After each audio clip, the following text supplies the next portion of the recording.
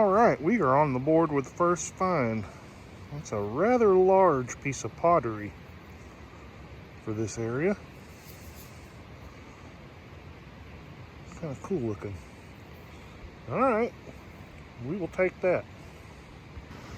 All right, we finally got a projectile point. That is the back of one of those a little bit later woodland style points. So many of those are snapped right off. It would have had some pretty years on it though.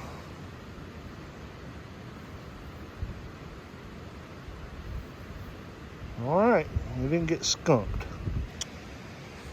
Well, if that ain't an artifact, it missed a darn fine chance to be one. What do you think? Don't be some old naughty flake. Why, you sucker. I'm always hurt. Do you know what I'm seeing there? It's bifacing. So what we got is actually the back of a big blade. Just the very back end of it. That thing would have gone on out there quite a ways longer. Sometimes I use terminology and I forget that not everybody that watches these videos may have watched them for a while and be familiar with terminology. So I just used a term called bifacing. Really, really important when you're out there looking for artifacts. So all of these are broken artifacts in a variety of shapes, and it's difficult to know what's a worked piece of stone and what isn't. Projectile points and blades typically are bifaced. So I'm going to show you each one of these, and they all share a similarity. And you'll pick up on it pretty quick.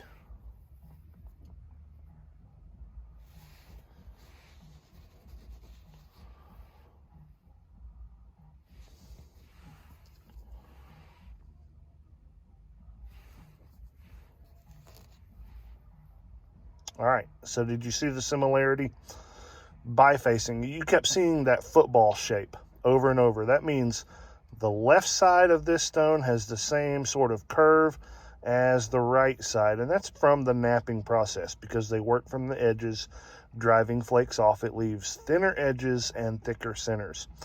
That's something that's really rare to occur naturally, and most of the time that is because man laid his hands on that piece of stone and worked it.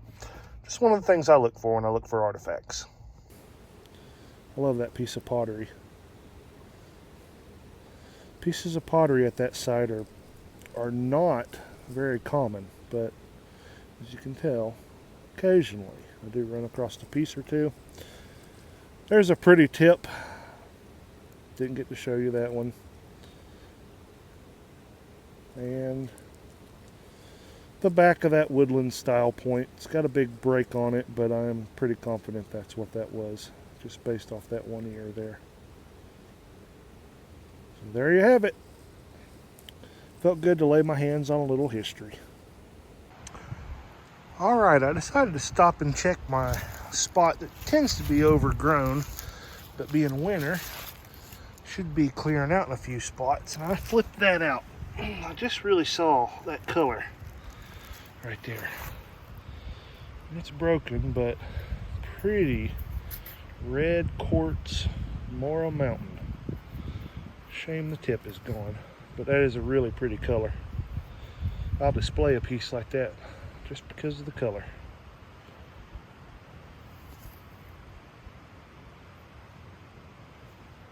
All right guys, so check that out. That was the end of a nice blade. That was the only part of it showing right there. Big old thick sucker, but literally just a foot or two away. Look at that. Boom. That's all that was showing of that. It was laying over in there. Kicked that out. What a little beauty. Not even totally sure. I guess that's just quartz, dirty quartz, but Hey, that's the most complete one I've found in a while. I get really excited when I find a new material in an artifact. Typically that means it's been brought into this area from elsewhere, but not the case with this projectile point. This is really just kind of a crude native rock, but I've never found an artifact made out of it before. So maybe a kid practicing, or maybe somebody was just really hard up for some quality material. All right, guys, back out hunting the field a little bit, and first find I've got is the biggest piece of chert I've ever seen. And I don't think it's even an artifact. I think it's just something that got left behind, but I touched it and it goes in there a little bit. Man, look at that. You don't find pieces that big often. That'll be kind of a cool piece to maybe bring to the schools when I get to go talk to them, just to show them the material. But that's some good quality material right there. Guess they just didn't have enough to do something with it, or they just got lost. But that's pretty cool. Well, we got a dump truck of rain last night. And guys, I think I have got an absolute smoker sitting right down here in front of me. But as I'm getting ready to film it, smoker's there. Just saw that too. So let's check that first. That looks like that could be the edge of one. Maybe. Feeling a lot less likely. Nope. Let's take a look at this critter right here. Oh my gosh. Look at that. And it is snapped clean off. But my gosh, what a quartz point. Wow. Man, you don't find them like that very often. Man, I would have loved to have seen all of that. Got a little something funky going on right there on the edge. Probably plow damage. I don't see something on the other side of it. But golly. Man, that is sharp as a needle. I'll clean that one up for sure and give you a look at it. Good find. All right, guys, I am about to show you one of the coolest finds I've made this year. Check this out. Look at that. Huge piece of a stone bowl.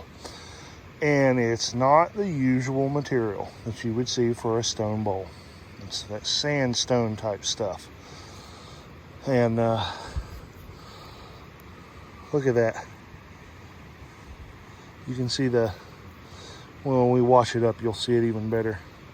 But the pitting and pounding and chiseling from the inside of that thing. Look at that.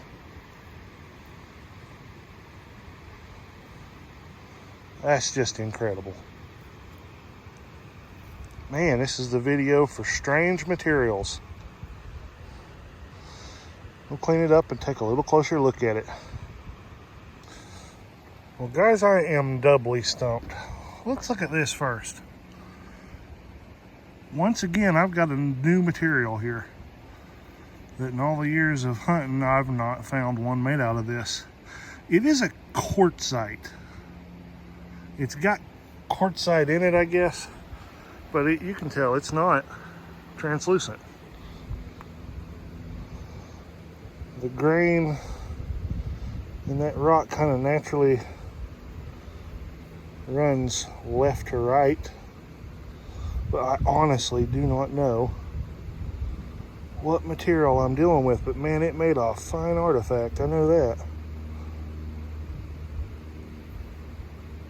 It's amazing what they could do with the resources around them. And now we get to this stone bowl. I think you can see the tool marking on the inside there. They've been chiseling away on the inside of it, and I do believe that to be the top. You can tell it flares a little bit at the bottom. And this part rounds in. Not, I wouldn't think, not what I've seen anyway, a super common material for stone bowls, or I don't know, maybe because they're sandstone, they just don't last. My walking stick. But I'm happy to have it, and it kind of opens my eyes to things I've never considered before. I really thought this to be kind of a worthless rock. This old flaky sandstone, but it had its uses. And it's one of the reasons why I do what I do. I learn a little bit more every day. All right, guys, well, we are on site, and that looks like a nightmare to detect. And I'm hoping and praying that our site doesn't look like that. But where are we going? Well, pay real close attention to your shrubbery. That tree right there is a magnolia tree, and that did not grow wild. So, good indication of a house site. And that's the direction we're gonna head, and I have no idea, I've not been there yet, what it's gonna look like. Got Phil with me. We're ready to go get dirty and do a little digging. Let's see what we find. All right, so it does open up a little bit in here, and we got a power pole. So, got an old mason jar. Yeah, we're kind of looking for bottles too. I don't really know how old this place was. There's a couple house sites on the property, and I know some of them probably go to the 30s, 40s, but I think at least one of them was older. Oh, we got a creek to hop, don't we? It'd be a good place to look for some bottles that didn't wash out.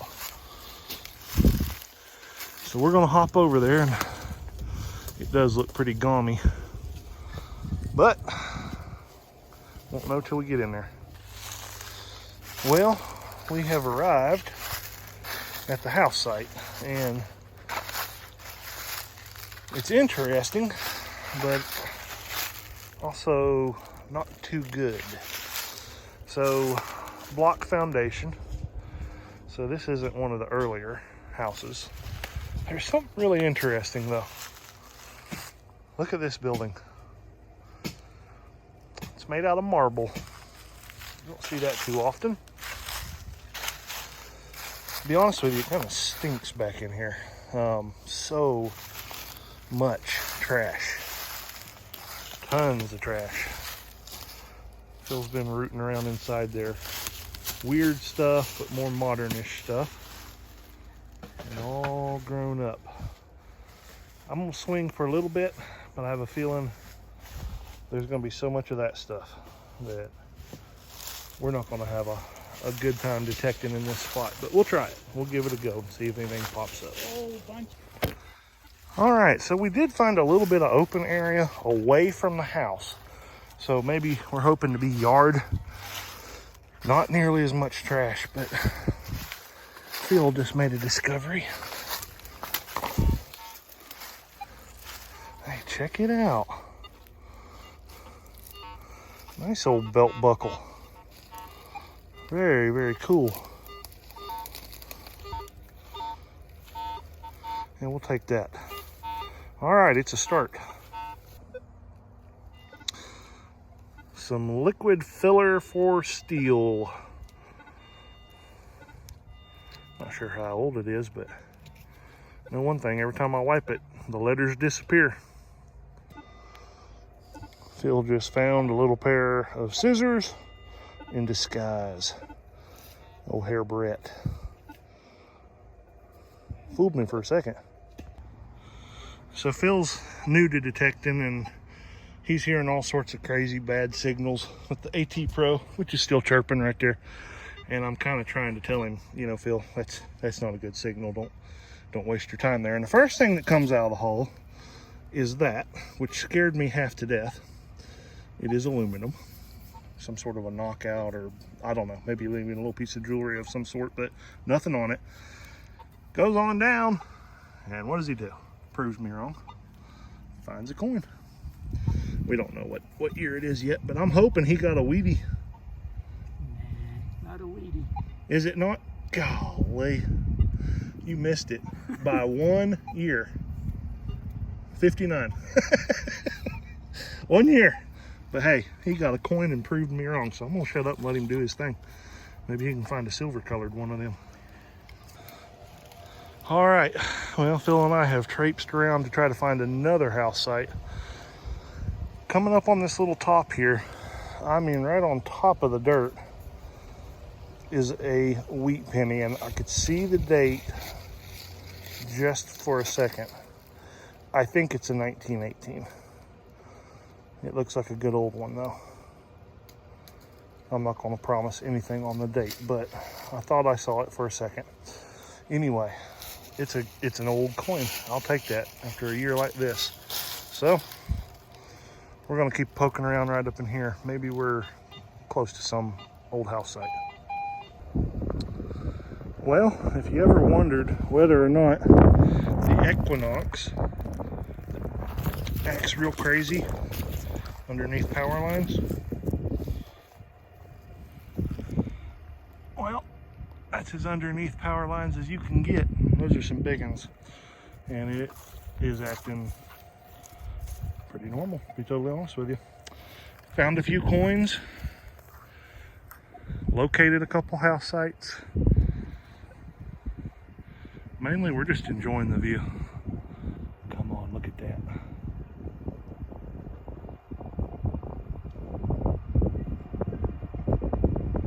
That's hard to beat right there.